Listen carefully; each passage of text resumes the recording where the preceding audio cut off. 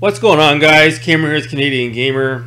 Just a fun little episode. Thought I'd change things up a bit. And today I wanted to talk about growing up basically in the arcade environment. As you know, I'm a child of the 80s, born in 83. And yeah, a lot of times growing up, I was exposed to the arcade machines, if you will, being around arcades, arcade units. And that's what I wanted to talk about today. Sort of reminisce on a lot of the old school memories that have been long forgotten with this community. You know, a lot of people take it for granted, especially the younger generation.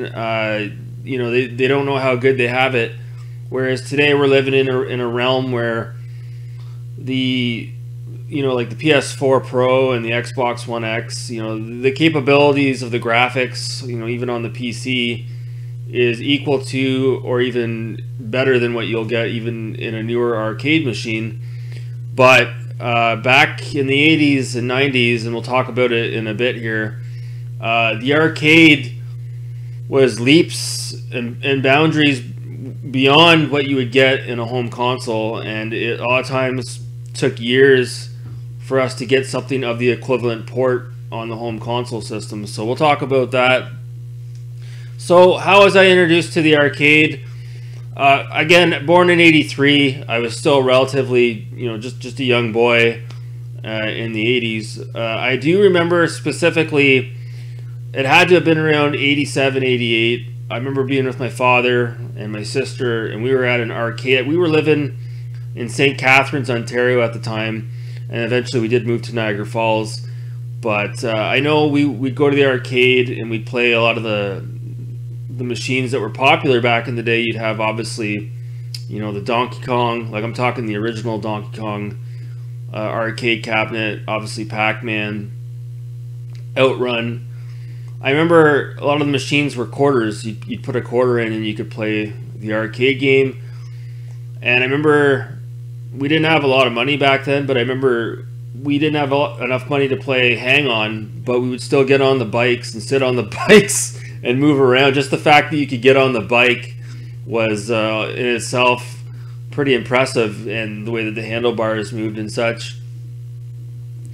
So yeah, the late 80s, you know, didn't have a lot of exposure with the arcades, but especially, and I guess, you know, Darius could probably understand, in Niagara Falls, there's two Niagara Falls. There's one on the U.S. side in New York, and then there's one on the Canadian side. The Canadian side has what's called Lundy's Lane, and it would have all the haunted houses. It's still there to this day, but they'd have arcades as well, and we'd go in there, and there'd be full-blown arcades. Today, you'll be lucky if you can find an arcade. If you do find an arcade, it's going to be in a bigger city like New York City, Chicago, Toronto, Montreal. You know, they're going to have probably like a retro arcade shop where you can go in with old school machines, or it might be a place that has newer machines. I know up where I live, near Ottawa, Ontario, really the only way you can play an arcade game is if you go to the movie theater, like Cineplex Odeon, and they have like a small section where you can play machines when you come in. It's nothing to write home about, but that's pretty much all we have these days. Many people are homebodies. They don't really go to the arcades, much like the movies. They don't go to the movies that much anymore either, so it's a dying breed. So yeah, growing up, you know, kind of getting through the 80s, getting into the early 90s, I have to say, and I wasn't surprised to see this, I looked up on the internet, you know, what are the best-selling arcade cabinets of all time. Obviously, they weren't really sold to the general public. They'd be sold to, you know, whether it's mom and pop stores or, again, arcades or retail outlets. The three of the main games I'm going to talk about in a bit are on that list. Donkey Kong is the best-selling arcade cabinet of all time, if you can believe it. And, you know, you see these consoles like we have PS4 or Switch, they sell millions of units. Although the arcade cabinets, there's a lot of them out there depending on the cabinet, there's not that many, and you have to consider a lot of them have bitten the dust from years of abuse. Like Donkey Kong, I think it sold like, if I'm not mistaken, it might have been like 400,000 units. And then below that, you've got, it goes down from there. It's like 200,000 and then like 100,000 depending on the unit. But yeah, of course, NBA Jam is on there, Mortal Kombat, and also as well, Street Fighter 2 is on there. Some of the more mainstream ones, like I said, NBA Jam. So yeah, growing up, the early '90s comes around. Me personally, maybe Joel, the last gamer, if he's watching this, he can sort of chime in because he knows a lot about arcade machines. I find the '90s was the best time to be in an arcade. Like, I'm telling you, Sega, the company Sega ruled the world as far as the arcade was concerned. Again, in and around 1991. 1992, and I'll talk about it in a minute. I've got a list of games I want to talk about. You know, we had, I think it was 1991, we had Terminator 2, the arcade game, and man, it was like incredible. Like, you'd have the two guns, so you could play two players, obviously, and you'd have the screen in front of you. It was a light gun game, and it was the machine gun would just shake as you shot. Like, it was just like, you think your controller that vibrates on your PS4 is pretty impressive? Nah. In the arcade, you're holding on to this gun, and it's just like, and the way Terminator, the arcade game was you had the screen in front of you, but there was like a field of depth. Like, there was inside the cabinet, there was another screen that went further back, and that's where the image was. So it projected kind of like a depth, if I'm not mistaken. And when you were looking through the screen, it looked like it was deep. And it was really cool. It was really unique. So that was one of the popular units that we would play back then. Of course, 1991. Who could forget Ninja Turtles, Turtles in Time, or Turtles the arcade game? That one was pretty unique because, as far as I can recall, obviously the Ninja Turtles, you got all four of the turtles. What is it? Leonardo, Michelangelo, Donatello, and I can't remember the other one.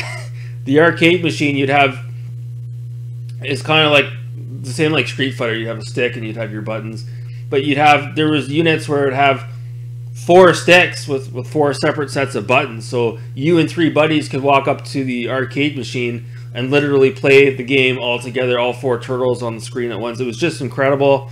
That was a really popular game. The Simpsons, the arcade game, that came out in 1991. I remember seeing that in a lot of mom and pop stores back in the day. That was a real popular one as well.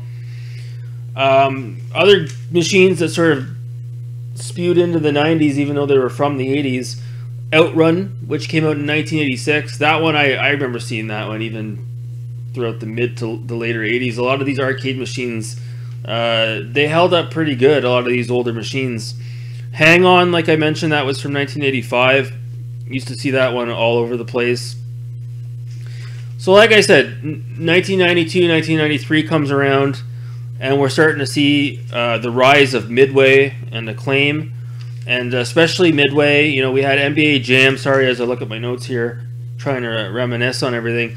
NBA Jam came out in 1993, and that arcade machine was everywhere. It was everywhere. It was like the pick of the litter. You couldn't go into a 7-Up or a 7-Eleven, or in Canada here we'd have Becker's or Max Milk, and you'd have NBA Jam in the friggin' convenience store. Like, it was everywhere. Same goes for Mortal Kombat. You know, that game, that was a brutal game because, man, you'd put a quarter in, and then just like that, within 5 minutes, you get your ass kicked, and then that's it. You lost your quarter. So I didn't play that game too much. You needed to know the combos in order to play that game. You know, a few other games to mention as well. We get kind of closer to 1994. We had Primal Rage, and again, a lot of these games are Midway and Acclaim. 1992, we had Lethal Enforcers. That was another light gun game that was everywhere.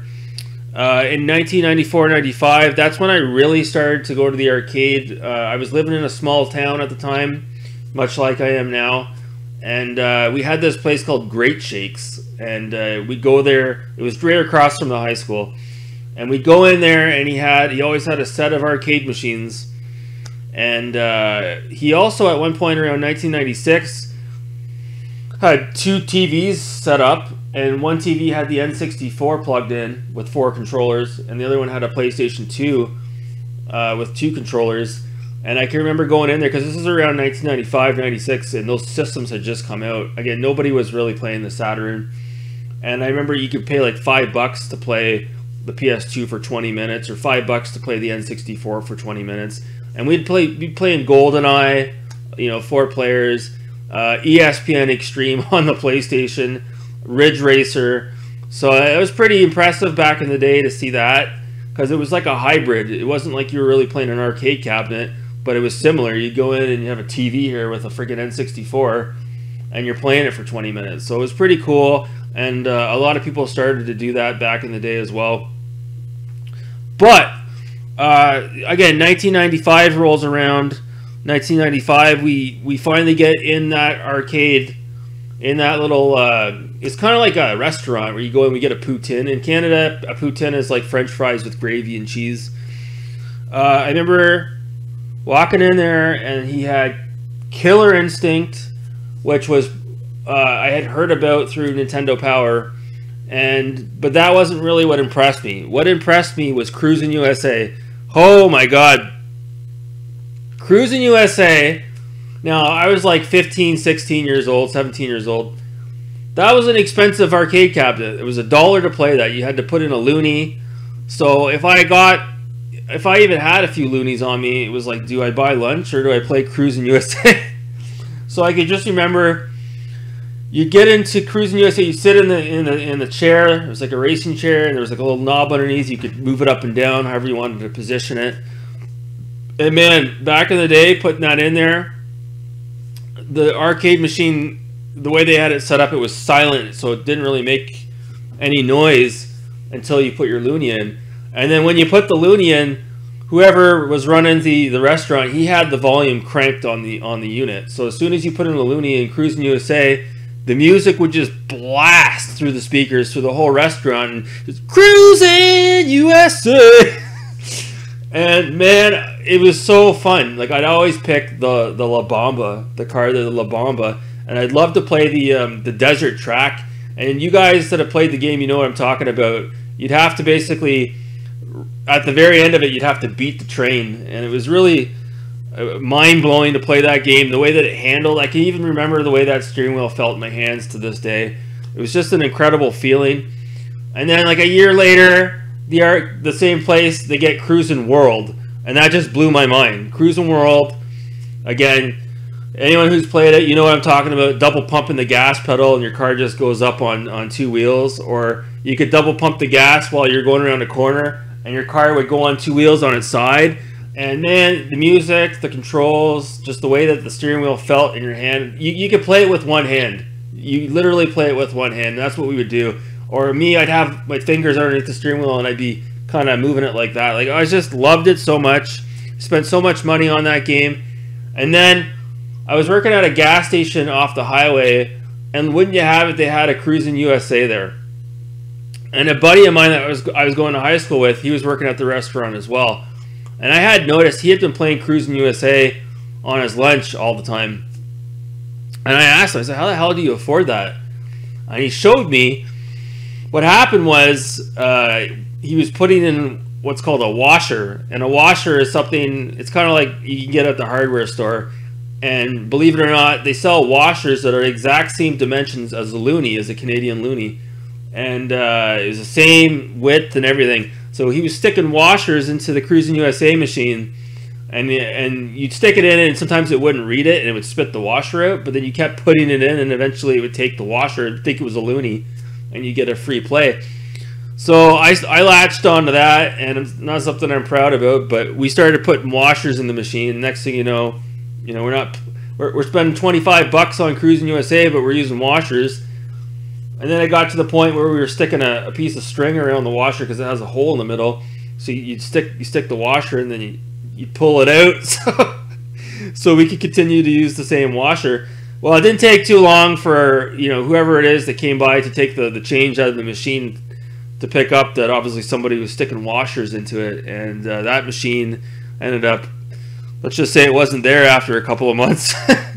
So that was crazy to be able to do that. It blew my mind. And then of course I can remember going to Montreal, Quebec, Canada in the summer of 1995 with my parents. Went to this place called Le Rhone. It was like a theme park. It's still there, and they had a huge arcade there. I remember they were unveiling the N60. Nintendo had a press release where they had the N64. It wasn't released yet, and it was out front, and you could play it. But I remember going into the arcade, and they had like Daytona USA, which came out around 1993. They had like 4 or 5 of those connected. The machines were connected, and same with virtual racing. They had all those games, Manix TT. Yeah, it was all Sega. Area 51, a light gun game. Virtual Cop 2. Obviously, we had what else did we have there? Killer Instinct 2, Virtual Fighter 2, which was just amazing. And of course, we had WWF WrestleMania, the arcade game. That one was really, really popular as well. So yeah, I remember playing Daytona USA, and that's another one where, like, man, you get in it, and it was an expensive one to play as well. But man, the whole chair was just rumbling, and you felt like you were like you're literally in a NASCAR. And I can't remember if the chair moved or not. I can't remember if the steering wheel kind of had like a Recaro material to it, kind of like you know, not plastic, but it was kind of like, I don't know how to explain it. I can't remember if the steering wheel was rubber or plastic, but I just remember the Daytona USA steering wheel. It was really impressive to sit in that. And then also they had what Joel the Last Gamer has now. It was the virtual racing units that were all hooked up. I remember seeing that, and that blew my mind as well. So a lot of great memories playing at the arcade. And so that kind of brings me to my next topic here. So yeah, a lot of these games didn't really port that well to the home console. And a few examples would be Daytona USA. That came out on Sega Saturn, I think around 1994, 95. And man, by itself, if you're just playing it, you're not exposed to the arcade, sure, maybe not bad. But if you actually played that game in the arcade and you saw the polygon count on the actual game, same goes for Virtual Fighter and Virtual Fighter 2, you quickly realize the Saturn version doesn't really hold a candle. Now, the Virtual Fighter 2 on the Saturn, they did a really good job, all things considered. But you got to imagine a game like, again, Virtual Fighter came out a couple of years before the Saturn version, and the Saturn version was completely botched. That was one of the greatest botches of all time, the way the Virtual Fighter, the first one, came out on the Saturn. That's a story for another day that we can talk about. But yeah, like, I don't know if we ever got a true arcade port of Virtual Fighter 2. I'm not quite sure if we ever did. And then Daytona, it was only like years later, like in 2001, the Dreamcast gets a revised version of Daytona, which graphically it looks like it might be superior to the arcade. But again, the arcade game came out like 8 years prior. And even still, the Dreamcast game's not a true pixel perfect port. It's just they sort of reimaged it and reimagined it. And a lot of these games that Sega came out with was based on the AM2 architecture. And man, AM2 was just friggin' amazing. Like, even to this day, again, maybe Joel can sort of chime in, but even if I look at some of these games like Virtual Fighter 2, or even Virtual Racing for that matter, like, I'm talking, you guys, again, a lot of you guys don't understand. If you were to look at the arcade machine right now with your very own eyes, it still looks really good. It's got a lot to do with the way it's presented on the screen on the arcade. The whole production, the way the cabinet looks, the way everything looks, the whole presentation, it's just amazing. So like I said, back in the day, back in the 90s, you'd have the arcade game and the graphics would be just like, the sky's the limit, like in terms of graphics capability. And then the consoles were always like, obviously you couldn't produce what was in the arcade on a home console like a Sega Genesis or a Super NES. You'd have to be Like the only way that you would see that would be on the Neo Geo. But the Neo Geo was just like it was very much like a better version of the Super NES. Like it was more powerful, obviously, but we're not talking. It wasn't 32-bit. It was just like, you know, you get a perfect conversion of like a game like Street Fighter. Not that Street Fighter was on the Neo Geo, but I'm just using that as an example. It had a lot of fighting games, Metal Slug as an example. So yeah, Neo Geo, that's another company that was very arcade centric. But like I said, getting back to the arcade games, a lot of them didn't really transition well into the home console market. And this is something that I haven't heard anybody else talk about, but take a game like Daytona USA. Let's say you didn't play it in the arcade, or let's say you did. You get it for the Saturn, and you pay full retail for it, whatever it was back in the day, $80. And the game only has 3 tracks. So you're kind of scratching your head like, what the hell? Like, I'm supposed to keep busy with this game for the next couple of months? But that's the thing. The game was developed for the arcade, and let's say you're walking in off the street into the arcade, you don't want to be overloaded with too many choices. They want you to get into the Daytona USA arcade machine, sit down, choose one of 3 tracks, manual or standard transmission, choose your car and go. You'd put $1 into Daytona and you'd play 1 track, and then you'd get your kicks, and then you'd leave. It's not like you're getting into the arcade machine to play Gran Turismo where you had 35 different tracks and 100 different cars. It wasn't anything like that. It was an experience.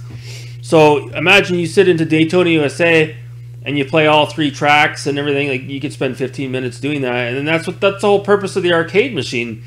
So when you port that type of game to the home console, it doesn't really make any sense, because what do people do when they play these games on their home console? They're not at the arcade. They've got all the time in the world to sit there and play the same tracks over and over and over again. So, like, I had Daytona USA on the Saturn, and it was like, fuck. I mean, I played the shit out of it because that's all I had, but I mean, it got boring pretty quick. Same goes for, you know, the other games that were similar to it. Manix TT, Sega Rally, even Virtual Racing. There's not that many tracks. So, like I said, these games are meant for the arcade. They're not really meant for the home console. So, other than that, I know there was another game that came out, and it was really interesting. I had to do some research on it, but maybe if any of you guys remember this, you can chime in the comments. But there was an arcade machine at my local, like I said, pub grub restaurant. It was called Police Trainer, and Police Trainer, again, it was a light gun game. It was like, you know, it was just like you were going to a police academy, and it would have like the bullseyes on the screen, and you'd have to shoot all the bullseyes. And, you know, it had all different types of mock training environments. They had ones where it'd be like almost like a crash test dummy that would come out from behind a pillar, and you'd have to shoot it, and another one would pop out, and then you'd shoot it again. And I remember playing Police Trainer like crazy. I used to play that one all the time. And I looked it up today, and apparently Police Trainer was actually like a kit. It wasn't actually an arcade cabinet. So if you were someone that had arcade cabinets in your store, and let's say you had one that wasn't really generating a lot of income, you could order this Police Trainer kit, and you could easily convert an arcade cabinet that might be a totally different game into Police Trainer. It had to probably been the right type of cabinet, don't get me wrong. But yeah, it's pretty interesting to read that. You know, if I were to get, you know, an arcade cabinet in my house, I don't think I ever would, because, man, there's just so many variables. You know, my electricity bill would probably go through the roof. They're extremely heavy. There's a lot of maintenance involved. Again, if you guys watched The Last Gamer's channel, he can probably attest to that. But, you know, Police Trainer would be a cool one to have. But really, if I could have an arcade cabinet, I'd have to go with cruis'n USA or cruis'n World. Absolutely. Those games, again, cruis'n USA was ported to the N64. And man, I was so excited when I heard that. And then it was not exactly a perfect arcade port. It was not the same. You didn't have the steering wheel in your hand. You weren't sitting in the chair. That was a huge disappointment for me. But yeah, if I could pick up cruis'n USA, man, that would be awesome. I looked online. You can pick them up for a couple $1,000s. but then you have to pay for shipping. And that in itself is probably going to cost you a couple $1,000s. So yeah, cruis'n USA. Cruis'n World is probably better. Cruis'n Exotica, I never played that one. Interesting enough, there's a company by the name of Raw Thrills. I know that's kind of a weird name for a company. They licensed out the cruis'n name from Nintendo recently, and they came out with a game called cruis'n Blast. So a new cruis'n game, believe it or not, came out in 2017, and it was created by, I guess, one of the head honchos that was involved with the original cruis'n games. And man, I looked it up on YouTube. It looks just like cruis'n USA. It looks amazing. Again, cruis'n Blast. Whoever knew that this thing even existed? And apparently, you know, Raw Thrills also produced a game called Fast and the Furious in the arcade. I do remember seeing that, and that one's heavily based on the cruis'n series as well. And another thing too is a lot of these arcade games, even with Sega, they had a bunch of arcade games that came out in the arcade that never got home console releases that nobody even knows about. And these games just get swept under the rug, never to get a proper home console release. You'd be surprised at how many arcade games never got a home console release. It's absolutely crazy. The last experience I had playing an arcade game, I want to say it was about 2 years ago, and it was this, I can't remember the name of it. It was like Leviathan or something to do with Treasures of the Deep. And me and my buddy, we were in this arcade cabinet. It was almost like a submarine, and it went right over your head. You'd get into it. It was both of us sitting side by side, and it was like a gun game. And we were in a boat, and we were shooting fish and Leviathan. And I can't remember the name. If anybody knows what it is, maybe chime in the comments. It was friggin' awesome. So again, there's still arcade machines kicking to these days. So, you know, like I said, just to recap some of the classic games that came out around that time. Virtual Cop 2, Crazy Taxi in 1999. That was obviously a big one as well. And yeah, so lots of awesome arcade games. So with that being said, I just wanted to leave this video with a few memories that you guys wanted to share with me. I asked for your memories and what you guys can recollect, and some of you guys gave me some great things to mention here. So Darius Truxton, he mentioned his favorite arcade game growing up was the Uncanny X-Men, and I do remember that one as well. He can still hear the roar of the Colossus to this day. Corey Thurston, he spent a lot of time at the arcade as a teenager, hanging out at the arcades. He's got great memories. Gajillionaire, he actually had an arcade machine in his house growing up, if you can believe it. If you check out his channel, one of his first videos, I think maybe even his first video, he talks about this arcade machine. So that's pretty cool. Nick T. Wolf, he says here he used to go to the arcade while his parents would go shopping, I guess at the shopping mall next door. And he fell in love with Altered Beast, the Altered Beast arcade cabinet. And the place eventually shut down. And I think he wanted to take it home with him. Ken's Gaming, he mentioned something that I sort of mentioned earlier in the video. He had like an independent gaming store in Australia. And again, we would see this back in the day quite a bit with these stores. You know, Ken went in and they got a copy of Crash Bandicoot, and it wasn't even set for retail release yet. The store got the game days earlier, and apparently they sold it to Ken a few days early, and he got to bring the game home before anyone else. Can you imagine back in the day experiencing that? It would have been just an incredible feeling. So yeah, like even the store that I talked about where they had the N64 and the PlayStation hooked up to the TVs, and they had the cruis'n USA machine, he would rent video games too. He would do that, and we'd bring them home as well. We'd play them for 10 or 15 minutes on his systems in the store, get a feeling for the game, and then we would rent it. So it was really cool. And Juice Memorial said he used to go down to the shore, so I don't know if he lived maybe in New Jersey or maybe in Florida, I don't know. And he was fighting with the other kids to play The Simpsons and X-Men, the arcade game. So yeah, I can relate to that.